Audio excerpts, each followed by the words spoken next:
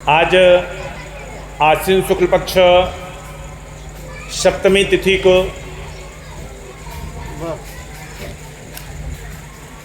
हरियर क्षेत्र के सोनपुर प्रखंड के भरपूरा ग्राम में, जहाँ पर सैकड़ों वर्ष पूर्व पांच संतों ने समाधि लिया था और उन सब की महासमाधि भी यहीं लग गई।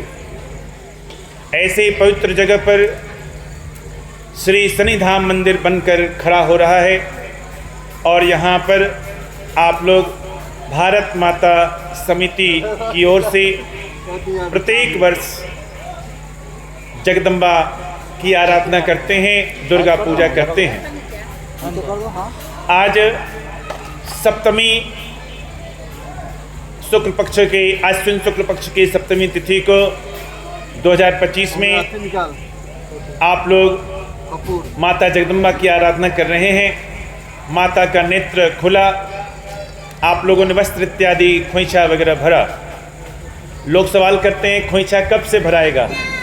हम बोलते हैं सप्तमी से शुरू हो जाता है। वैसे कहीं कहीं परंपरा है, जैसे वैशाली जिला में सिंघारा नाम का एक गांव है, वहाँ पर पंचमी को ही आँख खुल जाता है, नेत्र का पट खुल जाता है, नेत्र पट खुल जाते हैं और वहाँ सप्तमी पंचमी से ही खोइछा भराना शुरू हो जाता है। आपके यहाँ या अधिकांश जगह पर परंपरा है कि सप्तमी के दिन नेत्र खुलता है। उसमें भी जहाँ मूर्ति बैठते हैं वहाँ पर, जहाँ स्थायी मूर्ति है वहाँ आँख खोलने का कोई बातें नहीं है। घर में भी बहुत लोग फोटो को बांध देता है, ये सब खराब बात है। घर में फोटो अगर रखे हुए हैं तो बांध बूंद नहीं करना चाहिए, आँख को रोज दिन पूजा कीजिए। अरे भैया, भगवान का आँख कौन खोल सकता है? अपना आँख खोलने का जरूरी है। हम सबके आँखों पर अंधकार का पट्टी लग गया है, तो हम लोगों को अपना आँख खोलने का जरूरत है। इसलिए माँ को कहते हैं कि भैया मेरा आँख खोलो आप।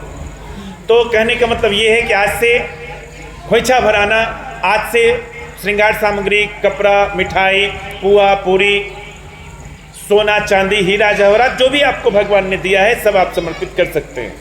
लेकिन उसमें ध्यान एक चीज़ रखिएगा, कोई जरूरी नहीं कि आप इतना चढ़ाइए, आप इतना ही चढ़ाइए, लेकिन ऐसा चढ़ाइए कि वो किसी के काम आए।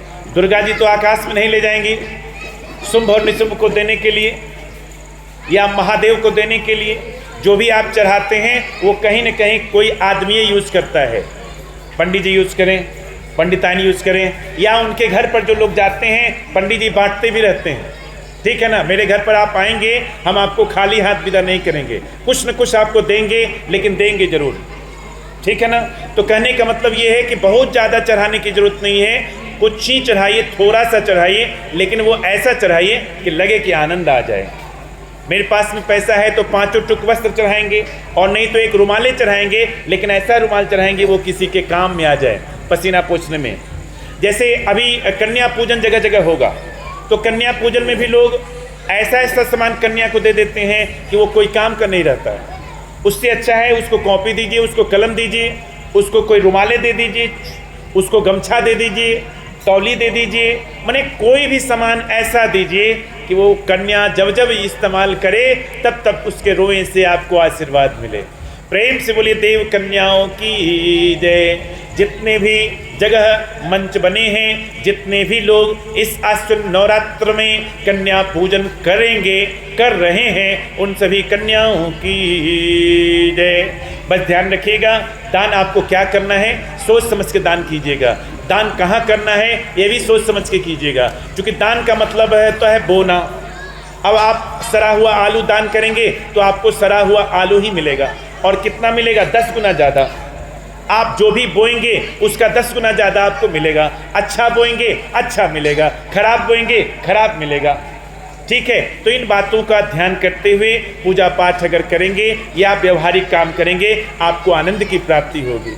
और हमने निवेदन किया था, जिन लोगों को भी श्रद्धा है, अरविंद जी, जिन लोगों को श्रद्धा है, सिंदूर आशीर्वाद के रूप में लें, या कोई भी सामान लें, आशीर्वादी में श्रृंगार का सामान हुआ, फूल हुआ, बेलपत्र हुआ, जो भी हुआ, माला हुआ, तो जो भी आपको आशीर्वाद के स्वरूप लेना है वहाँ जो पंडित जी बैठे हैं उनके आसन में सटा दीजिए, ले जाइए। अगर पंडित जी हैं तो उनके हाथ से लीजिए या आयोजक मंडल के हाथ से लीजिए, और नहीं तो आप स्वयं ही पंडित जी जहाँ बैठते हैं उनके आसन में स्पर्श करके आप ले जा सकते हैं। सिंदूर हो या फिर जो भी आप सामान लेना चाहती हैं आशीर्वाद में, साड़ी, कपड़ा, रुपया, पैसा, रुमाल इत्यादि, या फूल माला, जो भी, दुद्दू को चढ़ाइए, एक को छोड़ दीजिए और एक को आशीर्वाद स्वरूप में आप ले लीजिए।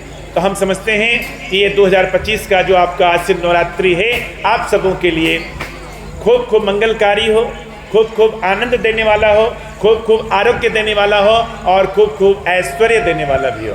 तो प्रेम से बोलिए जगन्माता भगवती की जय। आइए